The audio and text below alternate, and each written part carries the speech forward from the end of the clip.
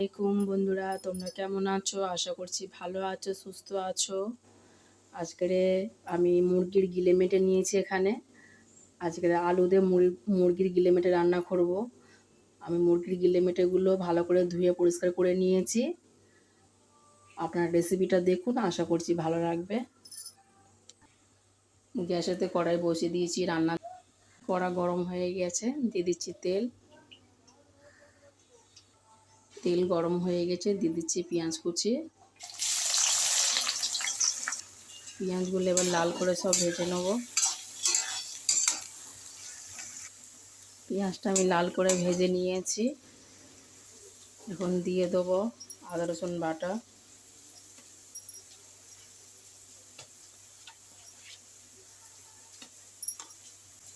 আদা রসুন আর পেঁয়াজটা আমি এখন ভেজে নেব।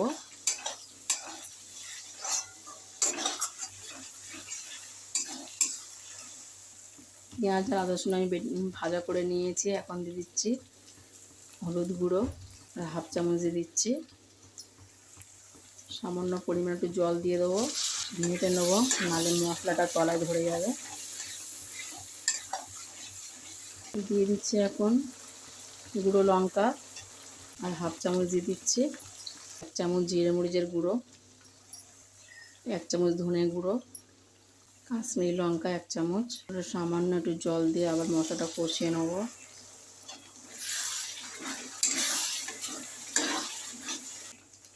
দিয়ে দেবো স্বাদ মতো নুন। মশলাটা এবার ভালো করে আমি কষিয়ে নেব।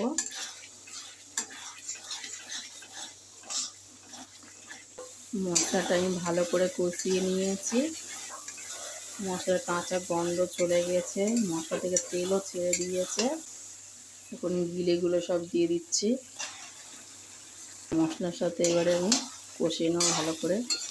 মিঠেটা এখন দেইনি, মিঠেটা পরে দেবো, কারণ এক্ষুনি দিলে গলে যাবে।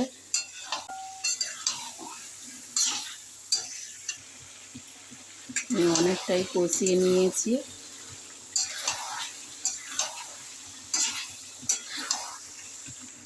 এখন দিয়ে দেবো আলু। এবারে আরও ভালো করে কষিয়ে নেব।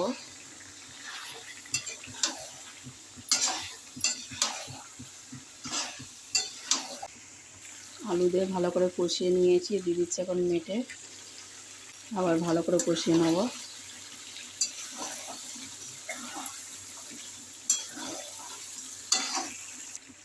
গিলে মেটেটা আমি ভালো করে কষিয়ে নিয়েছি। এবার দিয়ে দেবো ঝোল, নেড়ে নেব। এবার চাপা দিয়ে আমি সিদ্ধ করে নেব। এখন আমি খুলে দেখছি।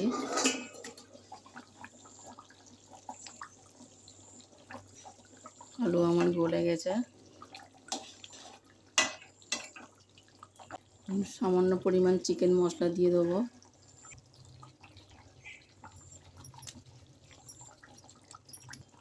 একটু নেড়ে নিচ্ছি। গ্যাসটা এখন আমি লিভিয়ে দিচ্ছি। কিছুক্ষণ পর ফিরে আসলাম। গিলে মেটে আলুর তরকারি আমার রেডি। গরম গরম ভাত, রুটি, পরোটা, লুচির সঙ্গে এই রান্না খেতে খুব ভালো লাগে। আপনারা বাড়িতে এইভাবে বানিয়ে খাবেন, খুব ভালো লাগবে। আর কেমন লাগে কমেন্ট করে জানাবেন। আর যদি ভালো লেগে থাকে লাইক করে দেবেন, শেয়ার করে দেবেন, সাবস্ক্রাইব করে দেবেন। এতক্ষণ ধরে দেখার জন্য অনেক অনেক ধন্যবাদ। আপনারা সুস্থ থাকবেন, ভালো থাকবেন। আবার অন্য দিন অন্য রেসিপি নিয়ে আসবো। আজকে এই পর্যন্ত। আল্লাহ হাফিজ।